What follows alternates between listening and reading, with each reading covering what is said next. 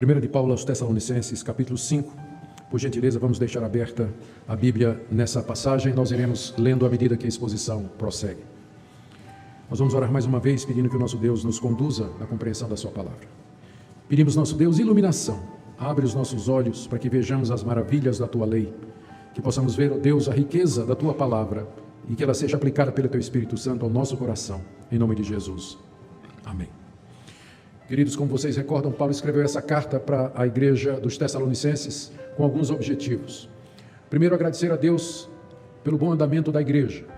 O livro de Atos, capítulo 17, nos relata como Paulo esteve na cidade e durante algumas semanas pregou o evangelho ali com o surgimento de novos convertidos que Paulo congregou, discipulou e organizou em igreja. Paulo foi obrigado a fugir da cidade por causa das perseguições.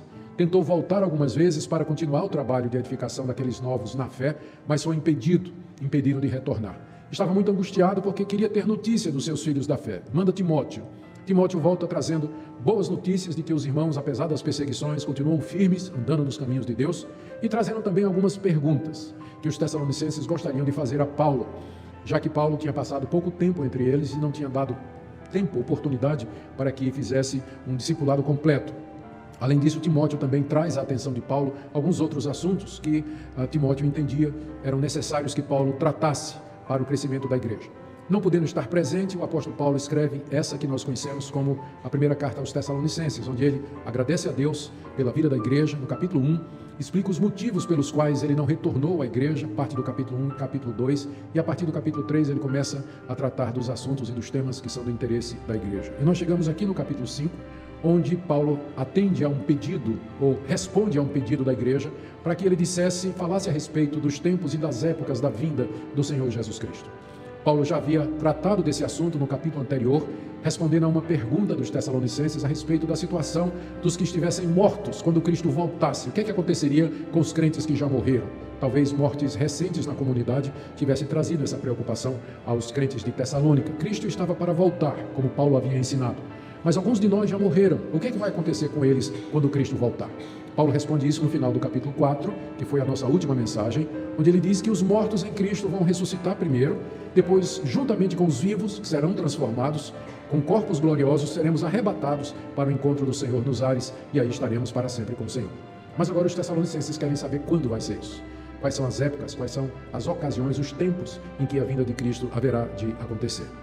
O que Paulo faz aqui no capítulo 5 é dar uma resposta a esse pedido e falar da necessidade de vigilância, de que os tessalonicenses e todos os crentes estejam preparados para não serem apanhados com a vinda repentina e de surpresa do dia do Senhor. E Paulo se encaminha para o final da carta, trazendo recomendações gerais, conselhos para toda a igreja.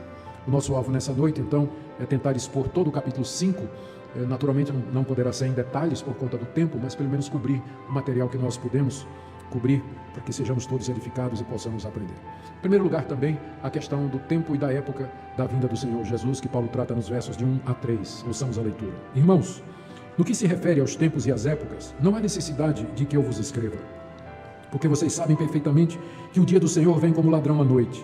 Quando andarem dizendo paz e segurança, eis que lhes sobrevirá repentina destruição, como vem as dores de parto à mulher que está para dar à luz, e de modo nenhum escaparão. O verso 1 nos diz que a pergunta, o pedido dos Tessalonicenses foi que Paulo falasse sobre os tempos e as épocas referentes ao dia do Senhor. O dia do Senhor é uma expressão que é tirada do Antigo Testamento e que você encontra nos profetas como Isaías, Jeremias, Oséias, Joel e Amós, e que se refere àquele grande dia de Deus em que ele virá para julgar o mundo, punir os ímpios e salvar o seu povo. Os cristãos tomaram esse conceito e o transferiram para Jesus Cristo. Já que Cristo é o Senhor, o Filho de Deus, e que Deus entregou a ele todo o julgamento, o dia do Senhor se refere ao dia da vinda de Jesus Cristo para fazer juízo no mundo e para salvar o seu povo. Os crentes de Tessalônica queriam saber quando esse dia haveria de acontecer. As duas palavras que são citadas aí no verso 1, no que se refere aos tempos e às épocas, são duas palavras diferentes no grego. A primeira palavra é a palavra kronos, que significa o tempo que você mede com relógio. E a segunda palavra é a palavra kairos, que significa oportunidade ou tempo apropriado. A gente não deveria forçar aqui uma distinção. Paulo está usando essas duas palavras como sinônimos. Na verdade, o que os tessalonicenses queriam saber é: conta para nós em que ocasião, em que momento ou quando se dará o dia do Senhor, esse grande e terrível dia do Senhor. A resposta de Paulo é surpreendente no verso 2. Ele diz: vocês não precisam que eu escreva sobre isso. Vocês não precisam que eu escreva sobre isso. Paulo está dizendo isso porque ele está consciente de que quando esteve lá, ele havia falado a respeito do assunto. Por isso que ele diz aqui no verso 2, vocês sabem perfeitamente. Não precisa que eu escreva, porque vocês sabem perfeitamente. Eu ensinei e vocês aprenderam. Mas como bom pastor, Paulo sabe que o segredo do aprendizado é a repetição. Então, mesmo que ele esteja consciente de que já havia ensinado a respeito desse assunto, ele atende ao pedido dos Tessalonicenses e diz o seguinte: primeiro, que o dia do Senhor, ele vem como ladrão de noite. A metáfora é muito clara. A ideia, a figura de um ladrão vindo na calada da noite, fala de surpresa, fala de algo inesperado, algo não bem-vindo, não grato e algo violento. Assim será o dia do Senhor, diz o apóstolo Paulo. Ele não inventou essa comparação. Quem fez essa comparação em primeiro lugar foi o próprio Jesus, em Mateus capítulo 24, verso 34, quando ele estava falando a respeito da sua própria vinda, dizendo aos discípulos, cuidado, porque eu virei como ladrão de noite. Paulo conhecia o ensino de Jesus, ele está repetindo aqui, dizendo, então, vocês querem saber as épocas e os tempos do dia do Senhor, então o que eu posso dizer é que ele virá como ladrão de noite, ou seja, inesperadamente. Ninguém sabe o dia ou a hora, ninguém sabe a ocasião, ninguém sabe o momento em que virá, mas que ele virá, com certeza virá, e virá de forma inesperada, abrupta, virá de forma imprevisível, virá de surpresa e de maneira não grata. Isso é claro, Paulo está se referindo com relação ao mundo. Para o mundo, de fato, a vida do Senhor Jesus será assim, mas para os cristãos, não necessariamente, como ele vai dizer mais adiante. A segunda comparação que Paulo faz para responder a pergunta sobre as épocas e os tempos da vinda do Senhor está no verso 3. Ele se refere à vinda do Senhor e os efeitos dela como as dores de parto a uma mulher que está grávida. Quando andarem dizendo paz e segurança, eis que lhes sobrevirá repentina destruição, como vem as dores de parto a uma mulher que está para dar à luz e de nenhum modo escaparão. Eu acompanhei o nascimento dos meus quatro filhos e a Minka teve todos eles de parto normal. E ela grávida, e nós sabíamos mais ou menos, tínhamos uma ideia de quando seria, né, o nascimento dos meninos, e tudo bem, o barrigão, tudo ótimo, tudo tranquilo, paz e tranquilidade, e de repente começam as contrações. Eu lá no relógio, marcando o tempo de uma contração para outra, né? Que à medida que vai diminuindo, significa que a coisa está chegando.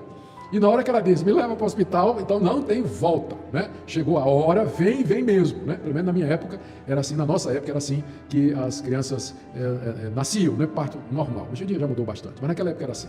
Então, da mesma forma que as dores, elas vêm a uma mulher que está grávida, as dores de parto, assim que chegam, assim também será o dia do Senhor. A ilustração quer dizer que ele virá de maneira irreversível, você não vai poder parar aquele dia, e ele vem trazendo repentina destruição, é o que diz aí o verso 3, quando o mundo estiver dizendo paz e segurança, está tudo bem, não existe um Deus, ou se existe, nós não nos importamos com isso, quando a humanidade se sentir segura, quando menos esperar, exatamente então, a história, com suas dores de parto, dará luz ao filho, o filho virá naquele momento em que não é esperado pelo mundo, e ele trará, diz aí o apóstolo Paulo, repentina destruição, uma destruição imediata, rápida, ligeira, dos ímpios, dos incrédulos, dos inimigos de Deus, daqueles que se levantam contra Deus, e Paulo diz no final do versículo 3, de modo nenhum eles escaparão, não terão chance, oportunidade nenhuma, acabou, a oportunidade é até a vinda de Cristo, no dia da vinda de Cristo, não escaparão. Algumas pessoas pensam em segunda chance, pensam em uma oportunidade depois disso, depois da vinda de Cristo. A Bíblia é muito clara, de modo nenhum escaparão. Então essa é a resposta que Paulo dá ao pedido. Quando será? Quais são os tempos e as épocas do dia do Senhor? Paulo diz, nós não sabemos quando ele voltará, quando será o dia do Senhor. Mas nós sabemos o seguinte, é como um ladrão que vem de noite e é como as dores de parto para uma mulher que está grávida. Com isso ele dizendo da violência, da maneira súbita e imprevisível em que Jesus Cristo virá. As palavras de Paulo poderiam provocar uma certa apreensão nos seus jovens leitores, no meio daqueles novos convertidos ainda não completamente familiarizados com todas as doutrinas do Evangelho. E talvez, pensando nisso, o apóstolo Paulo, do verso 4 até o verso 19, assegura àqueles novos convertidos de que ele não está falando deles. E essa destruição súbita não é para os crentes em Jesus Cristo, mas para os ímpios, para aqueles que negam o Senhor Jesus Cristo, para aqueles que se afastam de Deus, ignoram a Deus e não querem saber de Deus. Para eles está reservada a ira de Deus naquele dia. Paulo, então, aqui na seção que eu vou ler, ele assegura aqueles crentes de que eles não estão incluídos entre aqueles que serão destruídos na vinda do Senhor Jesus. Vejam, começando, note que Paulo começa com mas, no verso 4, né? Mas, ou seja, em contraste com o que eu disse, repentina destruição, mas vocês, irmãos, não estão em trevas, para que esse dia os apanhe de surpresa como ladrão. Porque vocês são todos filhos da luz e filhos do dia. Nós não somos da noite nem das trevas. Assim, pois, não durmamos como os demais. Pelo contrário, vigiemos e sejamos sóbrios. Ora, os que dormem é de noite que dormem, e os que se embriagam é de noite que se embriagam. Nós, porém, que somos do dia, sejamos sóbrios, revestindo-nos da couraça da fé e do amor, e tomando como capacete a esperança da salvação. Porque Deus não nos destinou para a ira, mas para alcançar a salvação mediante nosso Senhor Jesus Cristo, que morreu por nós, para que quer vigiemos, quer durmamos, vivamos em união com Ele. Portanto, consolem uns aos outros e edifiquem-se mutuamente, como vocês têm feito até agora. Quando o Senhor vier, haverá repentina destruição e de modo nenhum escaparão. Mas vocês, irmãos, vocês não estão nessa categoria. É o que ele está dizendo aqui. E Paulo dá dois motivos pelos quais ele dá um motivo pelo qual eles não estão nessa categoria. No verso 5, porque todos, aliás, no verso 4, vocês, irmãos, não estão em trevas para que esse dia os apanhe de surpresa. Esse é o primeiro motivo pelo qual eles não serão destruídos repentinamente no dia do Senhor, sem que haja escape. É porque eles não estão em trevas. Estar em trevas significa estar em ignorância a respeito de Deus, não conhecer a Deus, não conhecer o Evangelho. E não somente isso, viver nas trevas do pecado, imoralidade, incredulidade. Vocês não estão em trevas, diz o apóstolo Paulo, porque quando eu estive aí e preguei o Evangelho, vocês se arrependeram dos seus pecados, vocês largaram a idolatria, vocês se voltaram para o Deus vivo, vocês creram em Cristo, vocês não são mais como os pagãos que estão na ignorância. Portanto, vocês não estão reservados para o dia do juízo, porque vocês não estão em trevas, para que o dia apanhe vocês de surpresa, como um homem que fica dormindo de noite e apanhado de surpresa como ladrão. Aquele dia não vai pegar vocês de surpresa, porque vocês não estão mais em trevas. Na verdade, segundo motivo, no verso 5, vocês todos são filhos da luz e filhos do dia. Com isso, Paulo quer dizer que eles foram iluminados, assim como o sol ilumina o dia, eles foram iluminados pela verdade. Agora eles conhecem a Deus. A luz brilhou nos seus corações, a verdade dissipou toda a treva. A verdade aqueceu os seus corações, seus olhos foram abertos, eles conhecem a Deus, estão arrependidos dos seus pecados, creram em Jesus Cristo, eles não são da noite. Paulo usa essa metáfora aqui, dizendo que nós não somos da noite e nem das trevas. É assim que a Bíblia descreve o crente. O crente não é alguém que anda em trevas, não é alguém que anda de noite, no escuro, sem saber para onde vai, mas ele recebeu a luz da verdade, a luz de Cristo que disse, eu sou a luz do mundo, quem me segue não andará em trevas, mas terá a luz da vida. Portanto, diz Paulo, vocês não serão apanhados de surpresa naquele dia, vocês não serão destruídos repentinamente, sem escape, como os outros que vivem em trevas e na ignorância. Em seguida, Paulo fala das consequências disso. A Bíblia é sempre assim.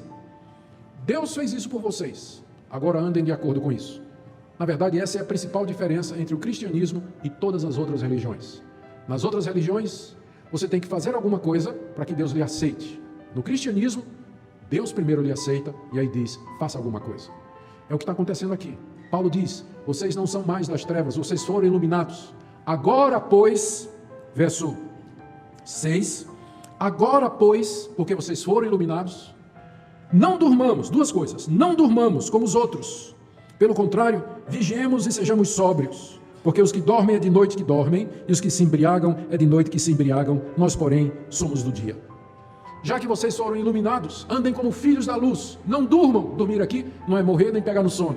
Dormir aqui é viver no pecado, como os homens que não conhecem a Deus, que estão nesse sono da ignorância, no sono embalado pelo prazer do pecado, na dormência espiritual, que não conhecem a Deus. Não durmam, diz o apóstolo Paulo, não andem como eles, Deus já lhes iluminou. Agora, pois, não durmamos, porque os que fazem o que não presta, Paulo diz aqui, faz de noite. Na minha época era assim, quando a gente queria beber, quando queria ir para a zona de prostituição, quando queria sair para dar tiro em placa, como eu fiz muito, ou sair para brigar, tirar racha, partir para o palco com outras pessoas, a gente fazia isso de noite, né? Hoje em dia não, a gente já acorda de manhã, já tem gente fazendo isso, né? Hoje em dia não tem hora para a turma fazer o que é mal. Mas na época de Paulo, na minha também, o mal era feito geralmente de noite. E Paulo diz, vocês não são mais da noite, vocês não estão mais em trevas. Vocês já foram iluminados, vocês andam como cidadãos em plena luz. Então vivam de acordo com aquilo que Deus já deu para vocês. Essa é a primeira exortação. A segunda está no final do verso 8. Ele diz, revistam-se da couraça da fé, do amor, e tomem como capacete a esperança da salvação. Aqui a figura já muda, mas da mesma forma Paulo está indicando a consequência do que Deus fez por nós. Deus nos tirou das trevas e nos trouxe para a luz do conhecimento da verdade do Evangelho, nos trazendo salvação, redenção e vida eterna. Como consequência, eu tenho que viver não como quem está dormindo, mas como quem está acordado e vivendo de dia. E não somente isso, eu tenho que ser como um soldado que vestiu a couraça da fé e do amor e tomou como capacete a esperança da salvação. Paulo está fazendo uma citação do profeta Isaías. Significa simplesmente Paulo está dizendo: se revista das virtudes de Cristo, se revista daquilo que Cristo conquistou para você na cruz do Calvário, vigie e esteja preparado, já que vocês não serão mais condenados e não serão destruídos no dia da vinda do Senhor Jesus. E para encorajar os irmãos, Paulo diz no verso 9, a seguinte expressão que para muitos pode não cair bem. Ele diz assim, primeiro, olha o contexto: vocês não durmam como consequência de terem sido iluminados, no verso 6, e se revistam da couraça da fé do amor e tomem o capacete da salvação, final do verso 9. Por quê? Está dando a causa para fazer isso. Deus não nos destinou para a ira, mas para alcançar a salvação mediante o nosso Senhor Jesus Cristo. Paulo encoraja aqueles irmãos com a doutrina da predestinação. Nem todo pastor faz isso, né? Mas Paulo encoraja aqueles novos convertidos com a doutrina da predestinação. Tomem a couraça da justiça, vistam o capacete da salvação, andem de dia, porque Deus destinou vocês para a salvação e não para a ira, para receber o castigo da ira, que Ele vai derramar no dia do juízo, quando Ele repentinamente destruirá os ímpios sem escape. A doutrina da eleição e da predestinação é base de grande conforto para o cristão. Paulo usa essa doutrina aqui para confortar aqueles irmãos, para assegurá-los de que eles não serão destruídos no dia do Senhor. Deus não destinou vocês para a ira, mas para obter a salvação mediante Jesus. Aliás, Paulo já tinha dito isso no começo da carta. Quem acompanhou a série sabe, no capítulo 1, verso 4, Paulo diz assim: irmãos, eu estou seguro de que vocês são eleitos de Deus. Por que essa segurança? É porque Paulo via na vida dos Tessalonicenses os efeitos da graça salvadora: fé, amor, esperança, santidade, perdão, abandono dos ídolos, conversão, arrependimento. Paulo podia dizer com convicção: vocês são eleitos de Deus, eu vejo o efeito da salvação em vocês. E agora ele volta ao assunto: Deus não destinou vocês para a condenação, mas para obter a salvação por meio do nosso Senhor Jesus Cristo. Ele, verso 10, morreu por nós, para que quer vigiemos, significa quer estejamos vivos, quer durmamos, significa quer estejamos mortos, vivamos em união com Ele, na vida e na morte, somos de Cristo. Aliás, essa é uma das perguntas do catecismo, não é? Heidelberg: qual é o teu maior consolo na vida? Meu maior consolo na vida e da morte é que eu pertenço ao meu Senhor Jesus Cristo. E é isso que Paulo está fazendo aqui. Cristo morreu por nós para que, quer morramos, quer vivamos, nós sejamos dele, porque Ele não nos destinou para a ira, mas para a salvação através do seu sacrifício. Verso 11, Paulo conclui dizendo: portanto, consolem uns aos outros e edifiquem-se mutuamente como vocês têm feito até agora. Usem estas palavras, diz Paulo, essa doutrina que eu acabei de ensinar para vocês, que ela seja um motivo de consolo e edificação para vocês. Eu dou ênfase a isso porque eu sei o quanto essa doutrina ensinada na Bíblia, da eleição e da predestinação, ela é mal compreendida e acusada por pessoas que não entendem a Bíblia, ou que entendem, mas não querem aceitar o que a Bíblia diz. Longe de ser uma doutrina que traz raiva de Deus, que considera Deus injusto, ou que acha que nos aniquila e tira a nossa liberdade, ela é um motivo de grande conforto e consolo e edificação para a vida da igreja. É esse o uso que a Bíblia dá a essa doutrina. E se Paulo usa dessa forma, que nós então não imputemos ao apóstolo Paulo qualquer erro ou má intenção ou um equívoco ao usar essa doutrina para abençoar a igreja e para trazer consolação. Dito isso, o apóstolo Paulo parte para trazer conselhos para a igreja. E aqui nós temos algo extraordinário. Ele acaba de falar da vinda de Cristo. Ele diz que a vinda de Cristo vem como ladrão de noite e como a hora de uma mulher dar à luz. Inesperado, de surpresa. Ou seja, o próprio Paulo tinha expectativa de que Cristo voltasse ainda nos seus dias. Aqui no capítulo 4 ele diz assim: nós os que ficarmos vivos até a vinda do Senhor, de modo nenhum precederemos os que dormem. Nós, ele está se incluindo, ele tinha a expectativa de que Cristo voltasse ainda durante o seu tempo de vida. Ele tinha essa expectativa. Ora, se Paulo esperava que a vinda de Cristo se desse em algum tempo no futuro próximo, ele não precisava fazer o que ele está fazendo aqui. O que é que ele está fazendo aqui? Ele está dizendo para a igreja: bom, vocês vão trabalhar, vocês vão pastorear uns aos outros, vocês vão cuidar uns dos outros, vocês vão seguir a vida normal de vocês.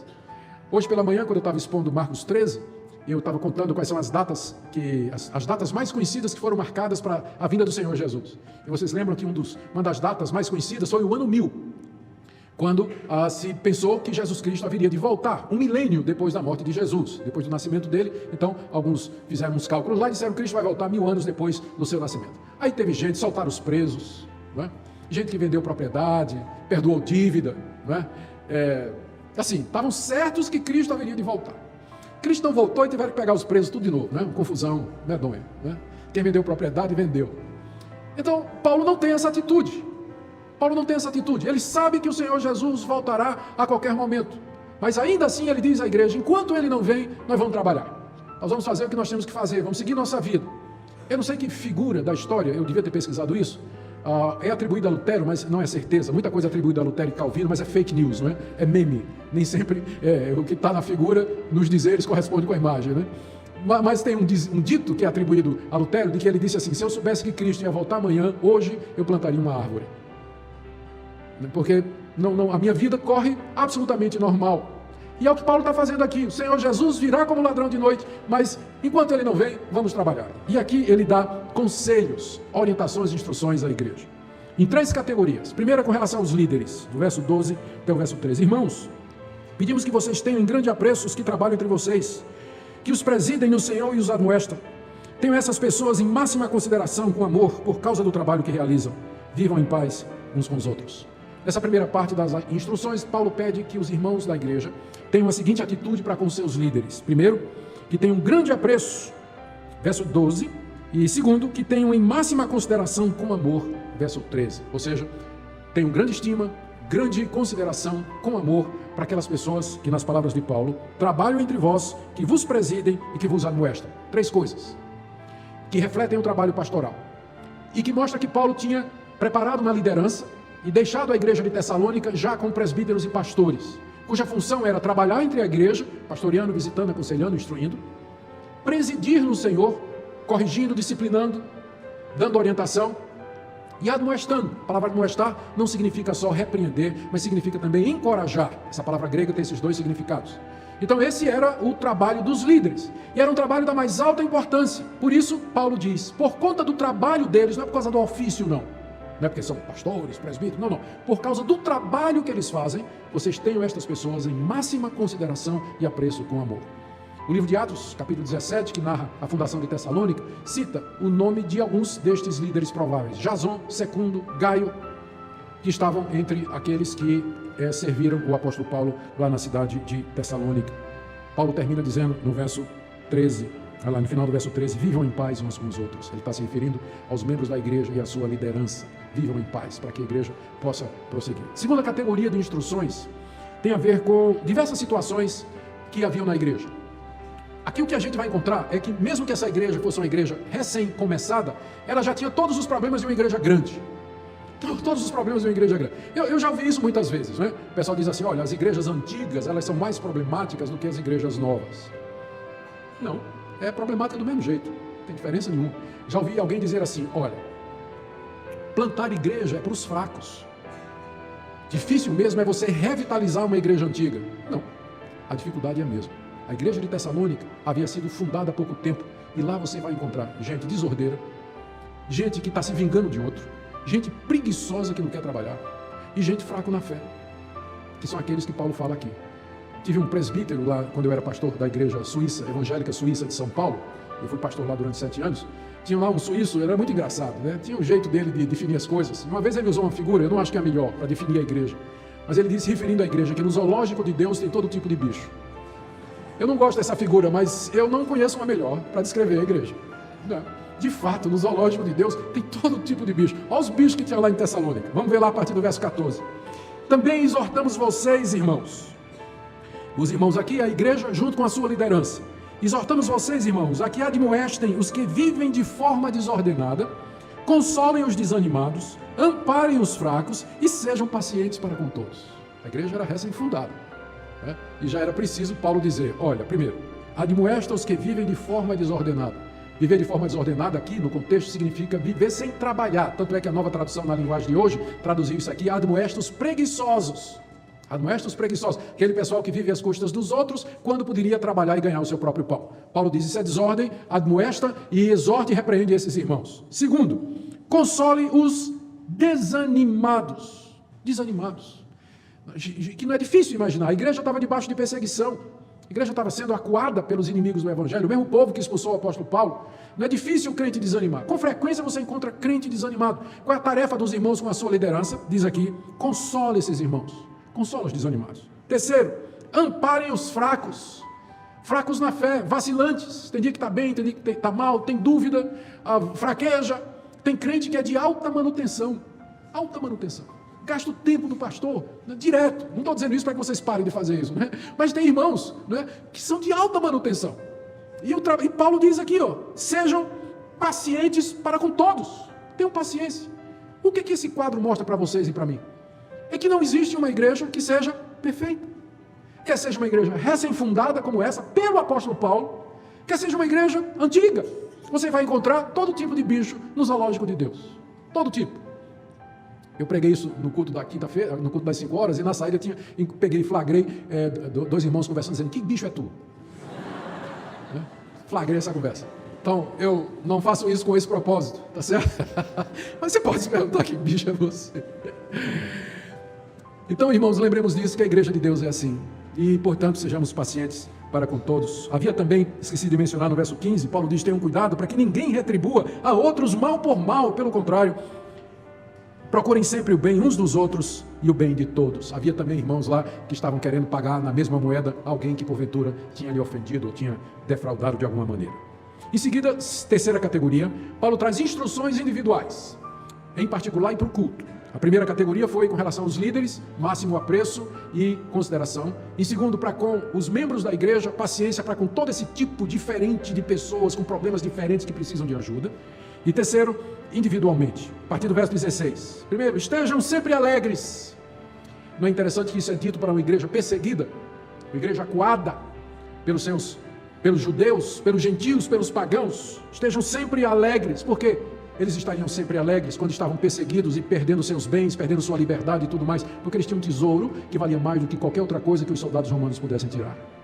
Que era aquela luz, aquela verdade, a certeza de que não seriam destruídos no dia do Senhor, de que eles foram destinados para a salvação e não para a ira. Por isso, vivam sempre alegres, vocês são eleitos, amados de Deus. Vivam sempre alegres, pensando na grande salvação que Deus lhe dá. Segundo, verso 17, orem sem cessar, em toda ocasião, em todo momento, quer seja silenciosamente, quer seja em voz alta, quer seja com alguém, quer seja com ninguém, quer seja no trabalho, quer seja em casa, na rua, onde vocês estiverem, orem o tempo todo, busquem a face de Deus, entreguem a Ele os seus problemas, agradeçam a Deus por tudo, confiem a Deus os seus cuidados, dependa de Deus em todo o tempo, orem sem cessar. É a segunda orientação de Paulo. A terceira, verso 18, em tudo deem graças, porque esta é a vontade de Deus para vocês em Cristo Jesus. Em todas as ocasiões, deem graças a Deus, sejam agradecidos a Deus, não sejam mal agradecidos, não sejam murmuradores, não sejam reclamões, não fiquem falando mal da vida, culpando as outras pessoas pela sua miséria, mas em todas as ocasiões sejam gratos, porque vocês sabem que todas as coisas cooperam para o bem daqueles que amam a Deus. Deem sempre graças, porque Deus não predestinou vocês para a ira, mas para alcançar a salvação mediante Jesus Cristo. Essa é a vontade de Deus para vocês. Em quarto lugar, do verso 19 até o verso 22, Paulo traz orientações sobre como proceder no culto com relação à pregação da palavra de Deus. O quadro aqui é o seguinte: nas igrejas apostólicas daquela época, e Tessalônica não era exceção, muitos profetas se apresentavam no culto, trazendo uma palavra de Deus. E isso, é claro, era muito frequente, enquanto a Bíblia não estava completa, que é a profecia maior que nós temos do nosso Deus. Mas Deus levantava profetas nas igrejas que traziam uma palavra, não de adivinhação, adivinhar o que está errado na vida do irmão, ou denunciar aqueles que estão em pecado. A profecia nas igrejas neotestamentárias era uma palavra de instrução, exortação e orientação que a pessoa recebia de Deus pelo impulso do Espírito Santo. É nesse sentido que ele era diferente do mestre. O pastor mestre ensinava regularmente a igreja. O profeta Deus levantava para trazer uma palavra de exortação, e geralmente era uma palavra baseada no Antigo Testamento, ou baseada na palavra de Jesus, ou no ensino apostólico. Só que havia sempre o risco de um profeta, ou de alguém que achava que era profeta, se confundir, ou dizer alguma coisa que não estava de acordo com a palavra de Deus. Ou havia o risco pior ainda, de que falsos profetas entrassem na igreja e que arrastassem o povo de Deus para doutrinas perniciosas. Então o que Paulo faz aqui em seguida é tentar balancear a questão. Por um lado, os tessalonicenses não deveriam desprezar as profecias, aquelas palavras que eram faladas no culto da parte de Deus. Mas por outro lado, eles deviam ter critério, eles deviam examinar e julgar se essas palavras de fato eram de Deus, ficar com o que era correto e repelir aquilo que não vinha de Deus. Ouçam então. 19. Não apaguem o espírito, não desprezem as profecias, examinem todas as coisas, retenham o que é bom, abstenham-se de toda forma de mal. Eu creio que esses 4 versículos, eles estão tratando da mesma coisa. Quando ele diz, não apague o Espírito Santo na Bíblia é frequentemente representado pelo fogo, que ilumina a nossa mente, aquece o nosso coração, que purifica os nossos pecados. E o Espírito Santo age através da palavra de Deus, da pregação do Evangelho, do ensino bíblico. Quando Paulo diz, não apaguem o Espírito Santo, o que ele está dizendo é, não sejam incrédulos, não sejam resistentes à palavra de Deus, não sejam desobedientes à verdade que o Espírito Santo está trazendo através da pregação da sua palavra. O verso 20, não desprezem as profecias. Aqui no caso, né, não desprezem o ensino que está sendo trazido pelo Espírito Santo e que é baseado na Bíblia e que tem como objetivo consolar, edificar, instruir e convencer vocês de pecado e mudar de vida. Mas, para não parecer que Paulo está dizendo que é para receber tudo sem crítica, ele diz no verso 21, examinai todas as coisas. E no contexto, as coisas aqui são aquelas coisas ditas pelos profetas. Examinai todas as coisas. E retende o que é bem. O exame era para ser feito usando como critério do certo e do errado as escrituras do Antigo Testamento, o ensino de Jesus e o ensino dos apóstolos. O que não batesse com isso deveria ser descartado, como ele diz no verso 22, se abstenham ou evitem toda forma de mal, todo tipo de mal, especialmente o mal que vem através do falso ensino, do falso profeta, do herege que está querendo trazer coisas que não são de acordo com a palavra de Deus. Vocês percebem aqui o equilíbrio de Paulo. Não despreze as profecias, mas examine todas também. Como essa palavra é boa para nós, não é? Eu sei que muitos de vocês aqui vieram de igrejas onde vocês foram instruídos a não questionar aquilo que é dito lá na frente, pelo profeta, pelo apóstolo, pelo bispo, pelo pastor, e que se for questionar, a resposta que vai ouvir é essa: não toque no ungido do Senhor. Quem é você para falar de Deus, né? Quem é você para falar contra o servo de Deus? Só que a palavra de Deus aqui nos ensina a não sermos burros, a não sermos tolos, mas examinar o que é dito. E essa é uma das características da igreja reformada, sola escritura. Se o que eu disser aqui nesse púlpito não estiver de acordo com a palavra de Deus, vocês têm, não é o direito, vocês têm o dever de me rechaçar. E dizer, nós não aceitamos isso que o Senhor está ensinando, porque não está de acordo com a palavra de Deus. Examinai todas as coisas, retende o que é bom. Paulo termina no verso 23 e 24 com uma oração pelos Tessalonicenses. A oração vai assim, ele pede que Deus os santifique em tudo. E manifesta a sua segurança de que Deus vai fazer isso. O mesmo Deus da paz os santifique em tudo, e que o espírito, alma e corpo de vocês sejam conservados íntegros e irrepreensíveis na vinda de nosso Senhor Jesus Cristo. Fiel é aquele que o chama, o qual também o fará. Esse é o voto que Paulo faz, a oração que Paulo faz a Deus por aquela querida igreja de novos convertidos, passando por dificuldade. Ele não ora para que Deus os liberte dos seus perseguidores, mas ore para que no meio de tudo Deus os santifique. Quando Paulo diz que Deus os santifica em corpo, alma e espírito, Paulo não está aqui propondo uma antropologia bíblica, como alguns tomam esse versículo, porque a Bíblia define o homem com muito mais termos do que esse. Jesus mesmo disse, amarás o Senhor teu Deus de todo o teu coração, de toda a tua alma, de toda a tua mente, de todas as tuas forças. Então o ser humano é muito mais complexo do que simplesmente corpo, alma e espírito. O que Paulo quer dizer aqui simplesmente é que Deus santifique vocês completamente, externamente o corpo e internamente alma e ou espírito. Que nenhuma parte da existência de vocês esteja fora da influência santificadora do Espírito de Deus. Essa é a oração de Paulo por aquela igreja. E isso nos mostra que não há nada mais importante para uma igreja do que, de fato, ser abençoada com santidade da parte de Deus. E Paulo tem certeza de que sua oração será respondida. Verso 24, fiel é aquele que chamou vocês, ou aquele que chama vocês, está chamando vocês, que é Deus, o qual também fará isso que eu acabei de pedir. Ele fará isso que eu acabei de pedir, porque Ele é fiel. Ele começou a boa obra em vocês, Ele vai continuar, ainda que Paulo esteja lá longe, o Espírito de Deus estava presente entre eles. Termina com as saudações de 25 a 26. Irmãos, orem também por nós. Paulo gostava de pedir oração aos crentes, porque Paulo era um homem de oração. É provavelmente o autor mais bem preparado do Novo Testamento, um erudito, um scholar, um homem que aprendeu com as maiores autoridades, versado na cultura de 3 culturas diferentes. Um homem que dominava várias línguas, entretanto ele não dependia da sua capacidade intelectual, ele cobiçava a oração dos membros das igrejas. Orem por nós, porque eu dependo das orações de vocês. Segundo, verso 26, saúdem todos os irmãos com um beijo santo. A nova tradução na linguagem de hoje traduziu beijo de irmão. Gostei da tradução. No Antigo Oriente, era muito comum as pessoas se saudarem com um beijo no rosto. Homem beijava homem, mulher beijava mulher. Aqui no Brasil, um pouco diferente, não é? A gente sabe que se a gente começar a beijar homem no rosto, né, não vai prestar. Não vai prestar. O pessoal já vai, pastor beijoqueiro, beija tal. Então a gente tem que entender que existe um princípio, biblicamente falando, e a expressão cultural daquele princípio. O princípio é esse: vocês se cumprimentem fraternalmente como irmãos que vocês são em Cristo. A expressão desse princípio no Antigo Oriente era beijo na cara, homem com homem, mulher com mulher. Mas no Brasil não é beijo, é um abraço. Né? Um abraço, é como se Paulo estivesse dizendo assim: abrace o seu irmão, dê um abraço nele, né? Como expressão da comunhão e da união que vocês fazem. Talvez seja por isso que no meio do culto, às vezes, um pastor diz assim: vire para o seu irmão, dê um abraço aí. Eu não acho que isso deva ser feito, né, no culto. Podemos fazer depois do culto. A pior que eu vi uma vez, fui pregar numa igreja, não vou dizer o nome, e tinha uma pastora pregando, né, e tal. Quando terminou, ela disse: vire para o irmão ao lado e diga: você é lindo. Olhei para o irmão ao meu lado e disse: a Bíblia proíbe que eu minta, irmão, então não vou dizer absolutamente nada, né? Mas são expressões, né, de... O que Paulo quer é que aqueles irmãos demonstrem afeto uns pelos outros, carinho uns pelos outros, não somente com palavra, mas com gesto, com toque. Então um abraço, um aperto de mão, um tapinha nas costas, né? Então isso tudo cumpre o que Paulo está dizendo aqui. Saudem todos os irmãos com um beijo santo. A última orientação de Paulo, ele diz: eu peço com insistência, estou no verso 27, peço com insistência, em nome do Senhor, que essa carta seja lida para todos os irmãos.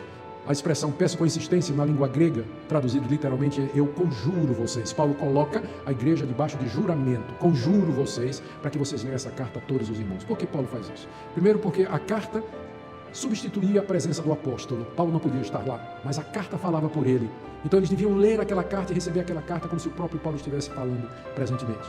Isso mostra para nós, isso é uma das bases que a gente tem para dizer que nós não precisamos de apóstolos. Nós não precisamos de apóstolos. Porque todo dia eu abro aqui e eu encontro o apóstolo Paulo, o apóstolo Pedro, o apóstolo Mateus. Todos eles estão aqui. Eu não preciso de apóstolos hoje, porque os verdadeiros, eles já escreveram e as cartas deles substituem a presença deles de uma vez para sempre, para toda a igreja. É por isso que a igreja, ela sempre foi chamada Igreja Católica Universal. Católica porque ela existe no mundo todo. Desculpa, Igreja Católica Apostólica. Católica porque existe no mundo todo e apostólica porque ela se baseia na doutrina dos apóstolos. O que a gente não concorda é com romana. Eu não tenho nessa frase, Igreja Católica Apostólica Romana, eu só tenho problema com romana. Mas o resto está correto. A Igreja de Cristo é universal, ela está no mundo todo, ela é apostólica, porque ela é baseada no ensino dos apóstolos. Exatamente porque os escritos dos apóstolos é que formam a base da nossa fé e da nossa esperança. O último versículo aí, o apóstolo Paulo termina, o verso 28, com a bênção apostólica, que a graça do Senhor Jesus Cristo seja com todos vós. O que é que nós podemos aprender aqui, irmãos, além do que foi já exposto? Eu vou tentar resumir rapidamente. Primeiro, guarde isso no coração, esse é o resumo do texto. A vinda do Senhor é certa. Ele haverá de voltar, ele virá para buscar o seu povo, aqueles que foram eleitos para a salvação, e ele vem para julgar os ímpios e os destruirá repentinamente, sem que haja escape. Segundo, Deus não nos destinou para a ira que vai ser derramada sobre os ímpios, mas ele nos destinou para a salvação, não porque nós mereçamos coisa nenhuma, mas porque Cristo morreu por nós, para que nós em vida ou em morte estejamos unidos a ele, que isso seja de encorajamento para essa igreja. Portanto, à luz disso tudo, nós vivamos vigiando como dono de casa, como soldado armado, pronto para o combate, e cumprindo nossos deveres para com os nossos líderes, uns para com os outros, diante de Deus, participando e aproveitando dos cultos.